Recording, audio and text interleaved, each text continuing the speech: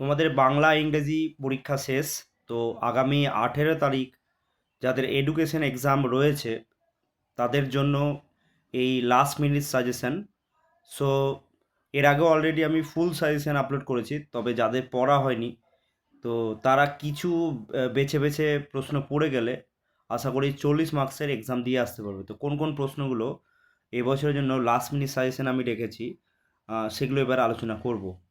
Most important প্রশ্নগুলোই রেখেছি, মানে এগুলোর বাইরে, মানে এগুলোকে বাদ দেওয়া যাবে না, একদম পড়তেই হবে। আর তোমরা জানো বাংলা ইংরেজি যারা আমার সাজেশনগুলো দেখেছো, তোমরা অনেকেই জানো যে অনেক কমন এসেছে। এবং তোমাদের মতামত কি সেইটাও কমেন্ট বক্সে জানাবে। তো চলো দেখে নিই সাজেশনগুলো ঝটফট।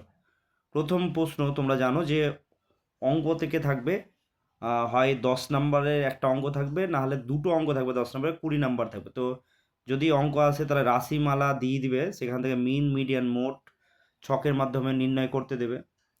আর যদি দুটো অঙ্ক দেয় তাহলে রাশিমালার পরে পরে যে অঙ্কটা দেবে সেটা হচ্ছে স্কোর বন্টন দিয়ে দিবে তোমাদেরকে।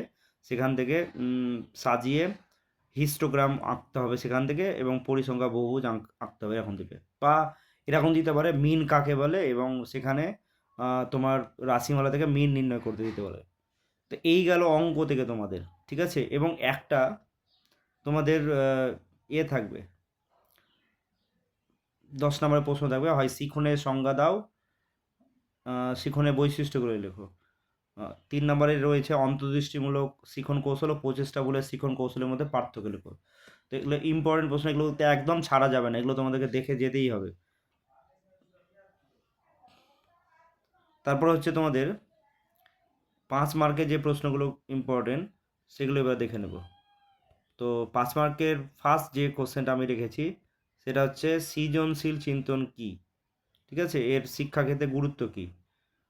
আর তারপরে প্রশ্ন রয়েছে মননশীল ধ্যানকে কিভাবে মানসিক সুস্থতা বজায় রাখতে সাহায্য করে। এটা যেভাবে আসুক ধ্যান দিয়ে একটা প্রশ্ন উত্তর করে যাবে। আমি তোমাদেরকে এ বিষয়ে নোটস দেব এরপরে, তোমরা দেখে নেবে। ধ্যান সম্পর্কে টিকা, মানব কল্যাণে ওয়েল বিইং এর ক্ষেত্রে ধ্যানের ভূমিকা, এই একই প্রশ্ন। মানে ধ্যান দিয়ে আসলে তুমি লিখবে, একটা প্রশ্ন রেডি করবে এরকম। তারপরে 3 নম্বর দাগে রয়েছে শিক্ষা প্রযুক্তির পরিধি আলোচনা করো, অথবা শিক্ষা প্রযুক্তির সুবিধা উদ্দেশ্য গুরুত্ব আলোচনা করো। মানে পরিধি পড়লে তোমাদের সুবিধা উদ্দেশ্য গুরুত্ব সব কিছুই সেখান থেকে লেখা যাবে, যাই দেখ।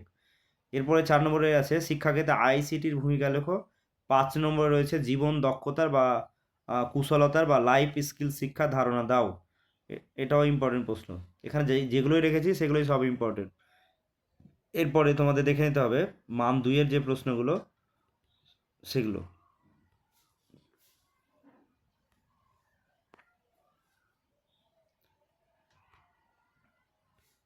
মান 2-এর ইম্পর্টেন্ট প্রশ্ন হচ্ছে প্রথম প্রশ্ন, পরিণমন বলতে কী বোঝো, দুটি বৈশিষ্ট্য লেখো। এটা মোস্ট ইম্পর্টেন্ট এই বছরের জন্য। এবং 2 নম্বর রয়েছে শিখন ও পরিণমনের মধ্যে সম্পর্ক। 3 নম্বরে রয়েছে আগ্রহে দুটি বৈশিষ্ট্য উল্লেখ করো। 4 নম্বরে রয়েছে উদ্বেগ কী, এর দুটি কারণ অথবা লক্ষণ উল্লেখ করো। স্মৃতি বা স্মরণ কাকে বলে, এর দুটি বৈশিষ্ট্য লেখো। বিস্মৃতি কাকে বলে, এর দুটো কারণ লেখো। 7 নম্বরে রয়েছে স্পিয়ারম্যানের বুদ্ধি সংক্রান্ত তত্ত্বে এস ফ্যাক্টর বা বিশেষ বিশেষ ফ্যাক্টরটা কী। এবং 8 নম্বরে রয়েছে মানসিক ক্ষমতা কী। 9 নম্বরে রয়েছে জীবন দক্ষতা শিক্ষার প্রশিক্ষণে শিক্ষকের দুটি ভূমিকা লেখো। 10 নম্বরে রয়েছে শিক্ষা প্রযুক্তিবিদ্যার সংজ্ঞা দাও।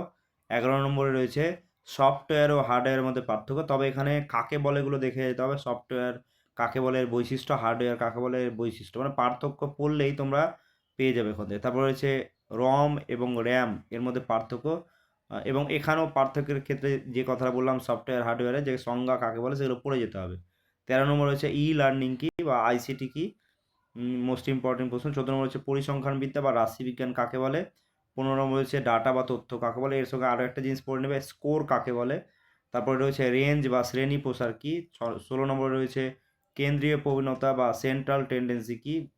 আর 17 নম্বরে যে প্রশ্ন রয়েছে 17, 18, 19, এখান থেকে একটা আসবেই আসবে এই তিনটা থেকে। গড় মান বা মিন কাকে বলে, বা মিন বা গড়ের দুটো সুবিধা ব্যবহার বা ধর্ম, যাই দেখ ধর্ম মানেই ওখান থেকে তুমি সুবিধা পেয়ে যাবে, ব্যবহার পেয়ে যাবে। একইভাবে মিন পড়ার পরে মিডিয়ান পড়বে, যেটাকে বাংলাতে বলছে মধ্যমান, সেই একই জিনিস। তারপরে মোড পড়বে, এরও সুবিধা পড়বে, এই তিনটা প্রশ্ন পড়বেই। এবং একটা প্রশ্ন পড়বে যে তোমাকে স্কোর দিয়ে দিবে, যেমন এখানে দেওয়া আছে 7, 5, 3, 2, 4, 9, 6 এই রাশিমালার মধ্যমান নির্ণয় করো। তো এই মধ্যমান নির্ণয় করাটা খুবই সিম্পল ব্যাপার, 2 নম্বরে রয়েছে। তা আমি পরবর্তী ভিডিওতে তোমাদেরকে এটা দেখিয়ে দেবো কীভাবে করতে হয়। তো এগুলোই প্রশ্ন দেখে যাবে। তো এই পর্যন্তই, দেখা হচ্ছে নেক্সট ভিডিও নিয়ে।